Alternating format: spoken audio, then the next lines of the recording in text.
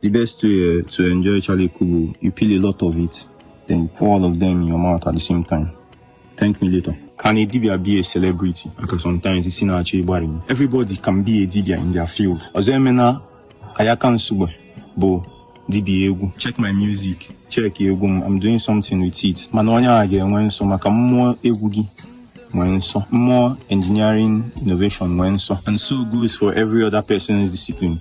So Dibia and so Gibo, so a Dibia bo those things more giama na so nyama sorry. I can't find me get more give me your kalam or kalam. Some with many definitions, but in this case, here there are natural guidelines to help you assess the deepest, highest inspiration without burning out. So even Dibia name on the social media, Otito Dibia, Aguel will make him popular. So